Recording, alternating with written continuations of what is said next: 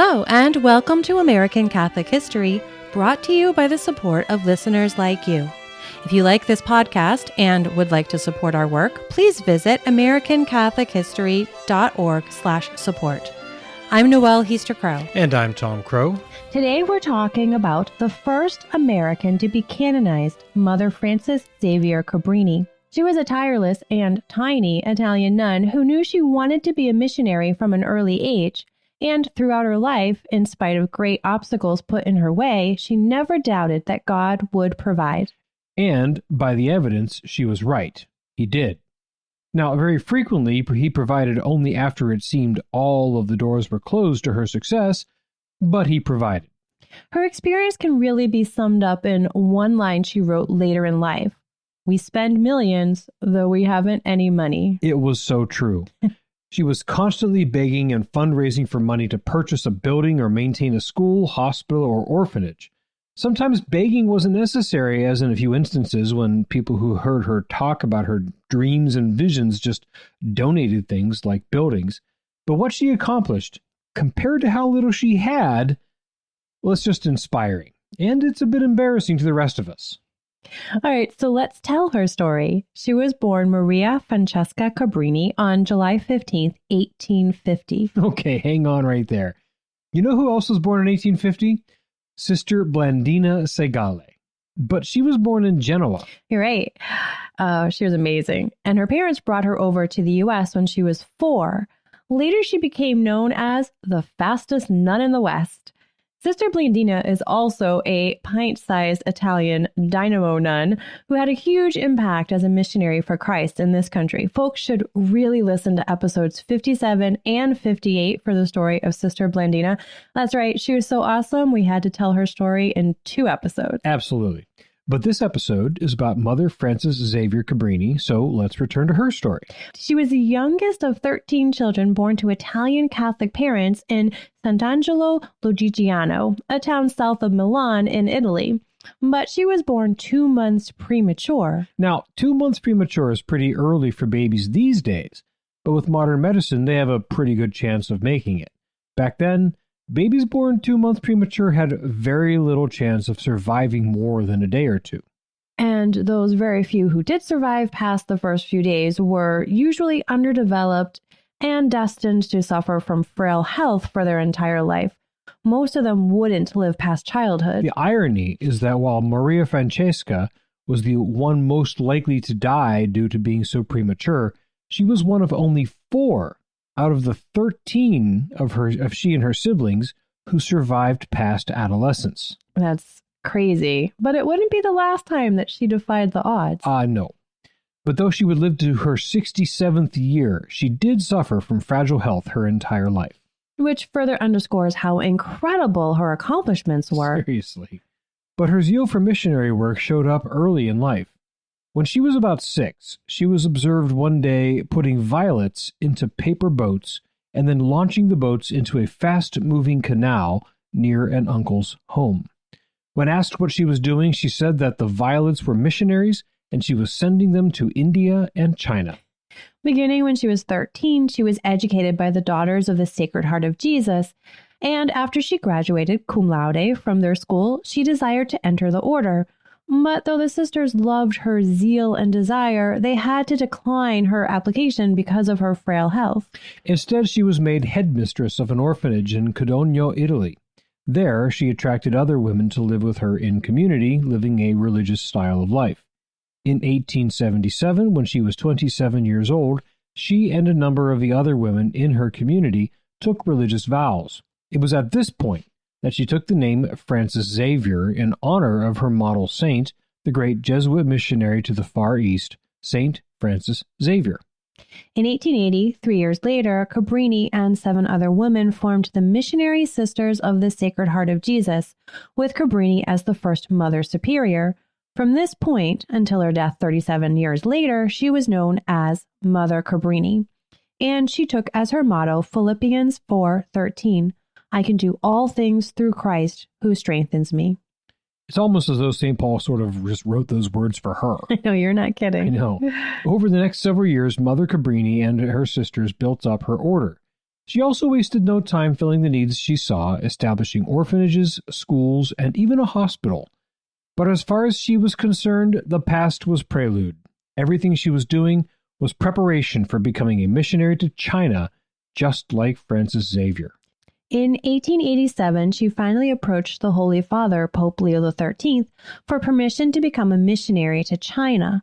The Holy Father was already familiar with the pint-sized nun with frail health through reports he'd received from Bishop Giovanni Scalabrini of Piacenza.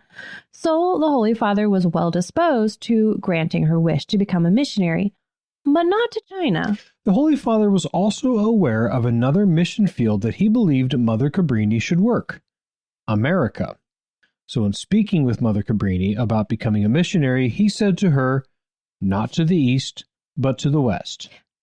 Now, before we go further with Mother Cabrini's story, we should give some background on what had been going on in Italy over the 30 or 40 years prior to Mother Cabrini approaching Pope Leo XIII, and what it meant for Italians who immigrated to America. Absolutely.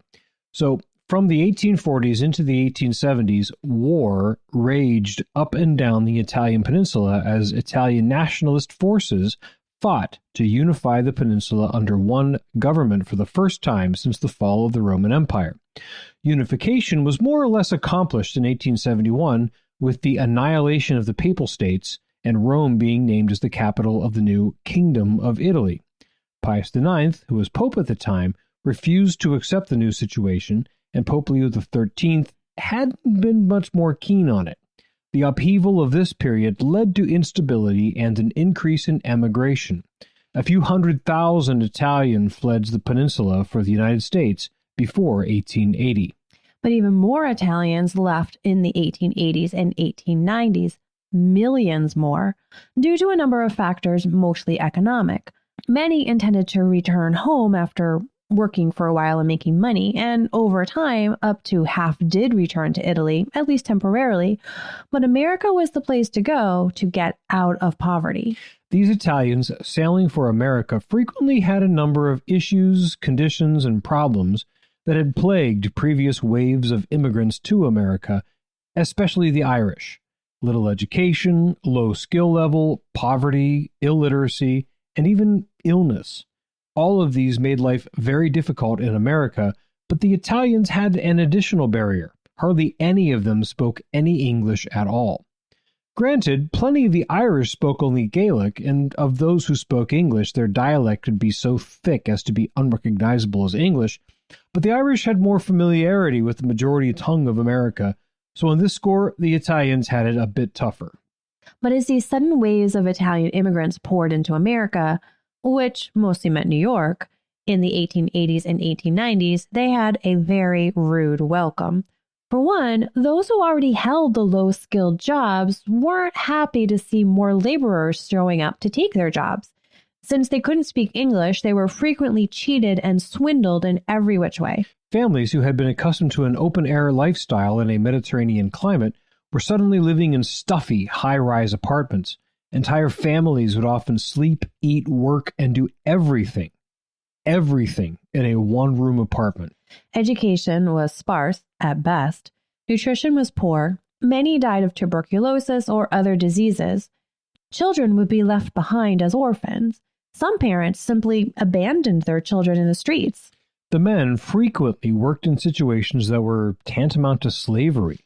A boss, known as a padrone, he would control the contracts, the wages, the working hours, and sometimes even the food supply for the workers whom he controlled. And since the workers couldn't speak the language and were generally uneducated and illiterate, they had no choice. Things were very bad for Italian immigrants in America. As waves of Italians were flooding into New York, they would concentrate in a few places, and one of those places was along Mulberry Street, known today as Little Italy. The nearby Catholic parish was Holy Transfiguration, so those Italian immigrants who were still Catholic attended Mass there. But the regular parishioners of Holy Transfiguration didn't want these unsightly Italians in their pews on Sundays. Also, the Italians had their own traditional hymns and festivals and their own ways of doing things, so there was tension. Archbishop Michael Corrigan's solution was to allow the Italian priests to offer Mass and hold the traditional Italian festivities only in the basement of Holy Transfiguration. But they could not use the main church. Archbishop Corrigan did not have a high opinion of Italian immigrants, and at least initially, he was not of a mind to treat them very well. In fact, in correspondence with Pope Leo XIII, Archbishop Corrigan wrote in disparaging terms of the Italian immigrants, and he admitted to only allowing them to use the basement of Holy Transfiguration. But, he said, he would allow them to have their own church if they could raise money from within their own community. It was a cruel gambit because everyone knew they had no money, but he stuck with it for a long time. Archbishop Corrigan's unfortunate behavior toward the Italians was even more puzzling because he would have grown up during the years when Archbishop John Hughes, one of my favorites, faced a similar problem with a huge wave of Irish immigrants. They were uneducated, uncouth, starving, impoverished, and unskilled. Archbishop Hughes fought tooth and nail to improve the condition of these immigrants and to gain respect within the society. By the time Corrigan was archbishop, things had improved dramatically for the Irish. One Irishman, the prominent businessman William R. Grace, was actually elected mayor twice in the 1880s, and he did a lot to root out corruption and push back against the power of Tammany Hall. We told his epic story in episode 24 of this podcast. Check it out. So all we can do is shake our heads about why Archbishop Corrigan would have treated the Italian immigrants with nearly the same contempt that non-Catholic New Yorkers had treated the Irish immigrants just a few decades earlier. But his attitude did change. Eventually. Yes, eventually. And it was thanks to Mother Cabrini. In a nice twist, it seems that Archbishop Corrigan's bad attitude toward the Italians played a role in Mother Cabrini's coming to America. Pope Leo XIII, of course being Italian himself, wasn't pleased with what Corrigan had to say about the Italian immigrants, nor how he was treating them. So, since the local bishop wasn't offering spiritual help to the Italians flooding into New York, Pope Leo took it upon himself in a way. He sent Mother Cabrini and her sisters, hence, not to the east, but to the west. And with that, we come back to Mother Cabrini and her Missionaries of the Sacred Heart of Jesus. In 1889, Mother Cabrini and 7 of her sisters boarded a ship and crossed the Atlantic. They arrived in New York in March 1889 after a very stormy and miserable crossing. But when they arrived, the lodging they had been promised was not available. Instead, they were put up for that first night in a seedy hotel in the Italian ghetto. They didn't sleep a wink. The next day, the 8 intrepid women went to call upon Archbishop Corrigan. They were eager to see about the lodging they were promised, as well as the orphanage they were told would be theirs. The Archbishop gave them a cold reception. He informed the sisters that there was no money to support their orphanage in the city. He didn't want them to attempt to open an orphanage, and that they really should just turn around and return to Italy. Well, that went over like a lead balloon. Mother Cabrini basically told the Archbishop that they had come at the direction of the Pope, so they were staying. They would not return to Italy. Upset, but accepting that powers beyond him were at work, Archbishop Corrigan allowed that they could work in schools, but he was still sour on the orphanage. However, to his credit, he did set them up in more appropriate lodgings in the Convent of the Sisters of Charity. We're hitting on a theme here. Mother Rose Philippine Duchesne was not provided the lodging she had been promised when she arrived, and we talked about that in episode 50. And don't forget about Mother Benedict and her sisters who formed Regina Laudis Monastery. Their story was told in episode 76. They also were not treated well or given the lodging they expected when they arrived. God truly wants to test all those who trust in him, doesn't he? Yes, he does. Well, it worked in Mother Cabrini's case. What happened next became kind of a theme for Mother Cabrini. Things changed rapidly. Within months, they had a band of orphan girls whom they were responsible for. They knew they'd need a larger home as their charges were increasing, but they had no money to buy one. No need. The first miraculous breakthrough came when the Countess of Cesnola, a New York socialite and the wife of an Italian nobleman, donated a building on fashionable East 59th Street. The bishop was incredulous, But again, he accepted the reality of the situation as God's will. As Mother Cabrini and her sisters proved themselves tireless in fundraising, begging on street corners, and even going door to door, Archbishop Corrigan began to change his attitude towards them. He converted from being a hindrance to a helper, actively supporting their work and even helping them establish more schools and orphanages. So the sisters expanded from there. They raised the money to purchase from the Jesuits a 450-acre property along the Hudson River a number of miles north of town. This they turned into an orphanage and a school for girls. The Jesuits sold this property well under its value because, well, their well had run dry. Mother Cabrini trusted that God would provide, and she duly prayed for a solution to this problem. Within a few weeks, she discovered a natural spring on the property. Of course, that spring still serves the property today. This wouldn't be the last time she found a spring on property where previous owners had given up due to a lack of water. It was another of her themes. Yeah. After just a few years of growth and success in New York, the Archbishop of Chicago invited Mother Cabrini to come to Chicago. Chicago, like many cities in America, was experiencing a similar problem with Italian immigrants as New York had been facing. In Chicago, the sisters were asked to take over a school for Italian children. Very few of them were attending school at the time. The sisters did so happily, and they raised the money to run it. In Chicago, Mother Cabrini saw again the need for a hospital, so she raised the money to buy a building.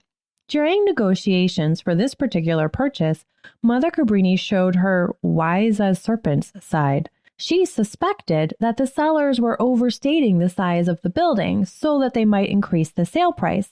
So, late one night, she and her sisters fashioned a measuring tape with which they carefully measured the building. With her suspicions confirmed, the next day she presented a revised contract that reflected the true value of the building. They bought the building for a more fair value, and it became Christopher Columbus Hospital. From then on, while the headquarters for the order officially remained in New York, Chicago would really become a major base of operations for Mother Cabrini as she worked her way across the country. She visited more cities and established more schools, orphanages, summer camps, and hospitals in cities like Denver, New Orleans, and Seattle.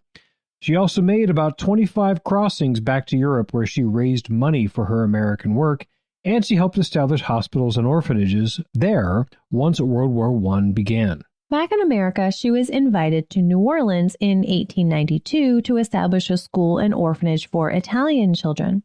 This was just over a year after 11 Italian men were lynched in what was the largest mass lynching ever in the American South. So the situation desperately needed her mother's touch, and she provided it. In Denver, she founded a number of institutions, including an orphanage. And in a reprise of what happened with the Jesuit property in New York, she bought a large piece of property outside of Golden, Colorado, that the owners were selling for less than it was worth, again, because there was no water on the property. For 2 years after the 1910 purchase of the property, the sisters had to haul water up from the creek. That is, until Mother Cabrini again found a natural spring where there had been nothing. Another great story that just typifies her work comes out of Seattle. When Mother and her sisters were looking to set up an orphanage in Seattle, Mother Cabrini had a dream in which she saw a beautiful house on a hilltop. The next day, while she and her sisters were walking, she waved down a limo, right? Of course, and asked for one does. and asked for a ride back to the convent. The woman in the limo consented, and the sisters climbed aboard. Mother Cabrini told the woman about her dream, describing the house in detail. When they arrived at the convent, the woman said, "Mother Cabrini, that house you dreamed of is mine. I own it. I never thought of parting with it, but if I may be allowed to enter your holy house for a moment and receive a glass of water in the name of our Lord, your little orphans shall have their home with my blessing." Later in life, when she was asked how she acquired such a property for her orphanage, she said, "With 3 treasures, my love, a dream, and a glass of water in his name." That's just pretty much perfect. She was a shrewd and single-minded woman of business, and also a woman of constant prayer who relied utterly on the providence of God. And though we haven't highlighted it, she did all of this while suffering perpetually from ill health. She also was a prayer warrior. Her sisters reported that she was often found in the chapel, communing so deeply with God that she could not be roused or distracted. All in all, through her hard work, shrewd business sense, and utter reliance on God, she personally founded 67 different institutions all over the country, a few in Europe, and even one in Nicaragua. Needless to say, this means we've only barely scratched the surface of the amazing stories about her efforts. I'm pretty sure she'll come up again in future episodes. Yeah. Mother Cabrini died at Columbus Hospital on December 22nd, 1917. She was working for others to the end, preparing Christmas candy for children, when complications from malaria worsened and took her life. Her cause for canonization opened in the early 1930s. She was beatified in 1938, and, after a second miracle was attributed to her intercession, she was canonized by Pope Pius XII in 1950, 100 years after her birth. Since she had become a naturalized American citizen in 1909, this made her the first American to be raised to the altar. Appropriately, given her missionary spirit, there are many shrines to Mother Cabrini all over the United States and even the world. Of the life of a missionary, Mother Cabrini once wrote to one of her sisters, "When you are tired and worn out, praise God, thinking that for a missionary, only that day is blessed in which she has worked hard and suffered for a holy cause, which is that of the missions of our holy vocation, cooperating with Christ for the salvation of souls." May we all strive after her example to live lives so dedicated to cooperating with Christ for the salvation of souls. St. Francis Xavier Cabrini, pray for us. This has been American Catholic History. If you enjoy American Catholic History, please become a supporter. We've got great perks for supporters. Get information on how to become a supporter and the perks at americanCatholicHistory.org/support. Also on our website, sign up for our newsletter, learn more about today's topic, see about our pilgrimages, and find other great stories from American Catholic history. We also love the great reviews our listeners leave.